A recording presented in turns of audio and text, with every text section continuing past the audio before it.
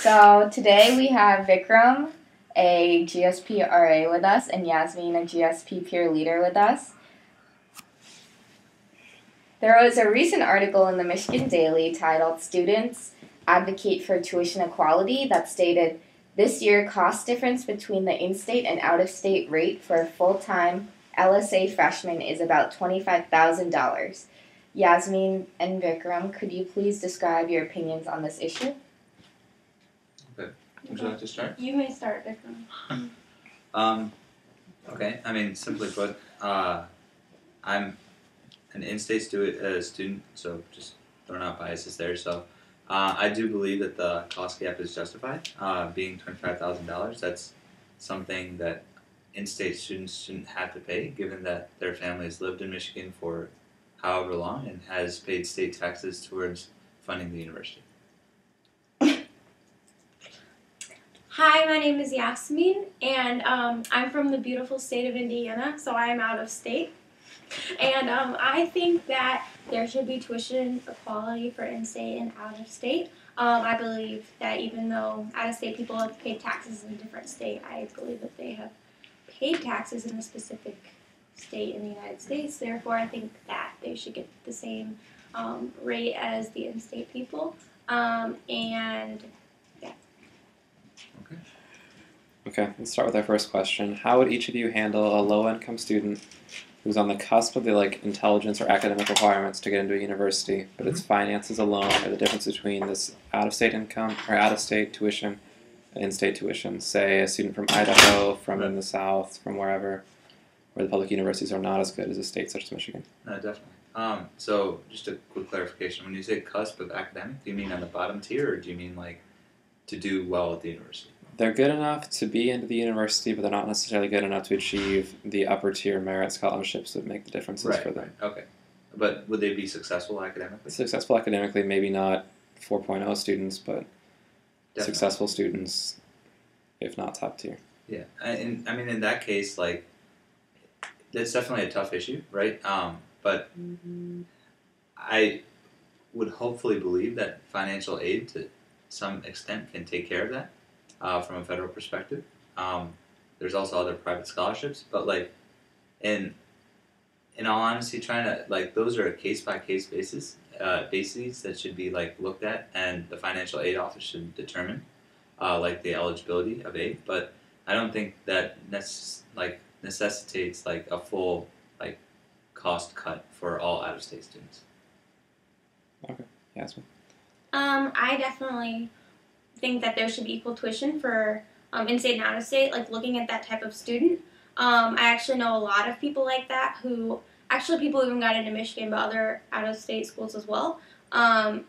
They would have been very successful, but they didn't have enough of the resources. In regards to financial aid helping out, they're only required to give you the money your family needs up in loans. They don't have to give you grant money or scholarship money. So although the university does help out a little bit, it's unreasonable to think the average family in America makes $45,000, $50,000. That's as much as out-of-state total cost is, and to ask somebody to take out loans that equal their parents' salary for a year is kind of ridiculous. How are they supposed to justify doing that? And if there's just no in-state options, it's either go to a private school, which costs, $50,000 upwards, or go to an out-of-state school where they're going to pay the same amount. So what I would do is first of all, ideally I'd like tuition equality, but also I would like to see more out-of-state scholarship money. Since most of the scholarships are for in-state students, there's not very much money for out-of-state students. So I would like to see more money toward those kind of students. Okay, should we move on to the next question? Okay. So Yasmin, you make the argument that if you're in the United States of America and you're paying taxes, then those taxes count. But how would each of you handle an international student whose parents pay taxes in, say, Sweden or Japan or China or wherever it is? Would you have different tuition levels for them, separate from the out-of-state and in-state? What are your thoughts on that? I do see a little bit of a difference, just considering that they're not in the same country. However, I do still think that the difference shouldn't be as great as it is between in-state and international. If a lot of times the international students are even, more qualified than a lot of the people from that. Like, they have more competition. There's only so many international students they can take. So I think if anything, if we want them here, then we should give them some sort of money. I think there should be more international scholarships for those types of students. But I don't think it should be the same as what in-country people pay. Right. And it's actually interesting that you bring up the point about taxes, Zach. But so I, as Yasmin mentioned earlier, it's not only the case of just whether you're a student that's in the United States or you're an international applicant. The case still exists that state taxes are what are funneled to state university funding, right? In the ideal case, you could have like that money that your parents have paid throughout your whole life, like funneled specifically to other states, like state university when they go there. But unfortunately, that's not like logistically feasible currently. But that might be a possible alternative, right?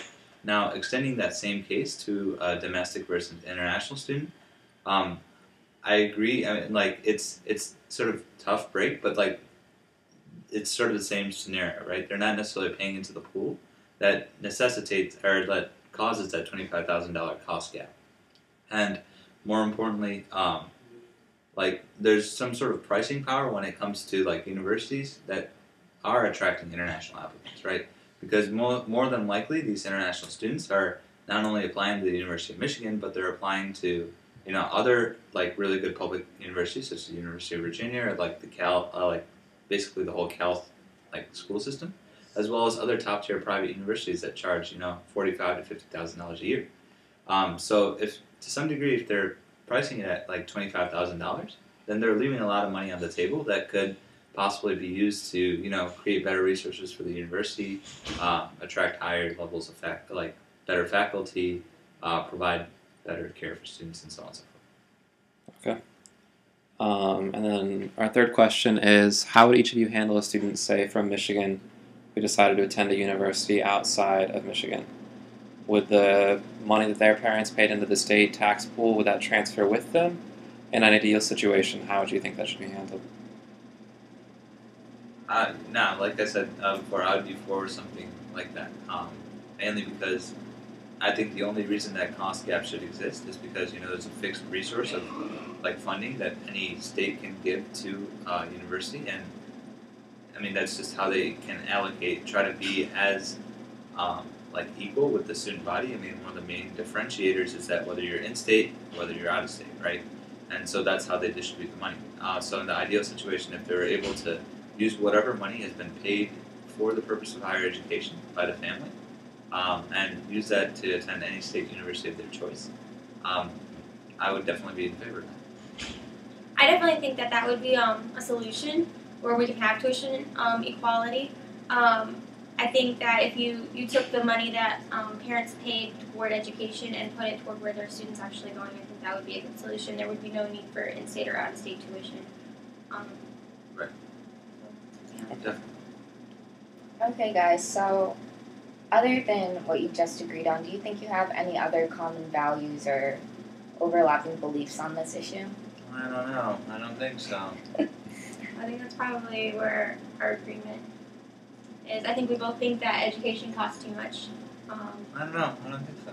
Oh, you don't think so? No, it does. It does a lot. It's really inefficient, unfortunately. I think we both think that it's sad that finances are such a big role on where students can go, Right. and that the system is flawed. I think we just need different solutions. Right. And I mean, like to some degree, I think we also understand the constraints that like our federal government does have, right? I mean, we do have quite a budget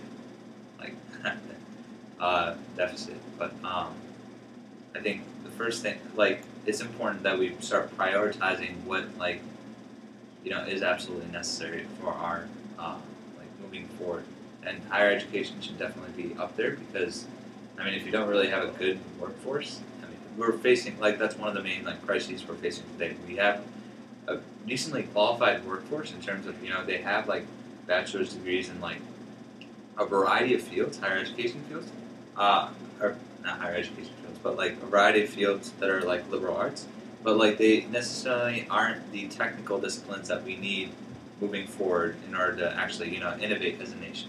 And on top of that, we have like people who are like out of state students who have like tons of like student debt after college, and they don't necessarily get that quality of lifestyle to be able to pay back their student debt within a fast enough time frame. So, I mean, in reality, it's the best way to look at it is that higher education is an investment for our future, and in that sense, it definitely should be a priority.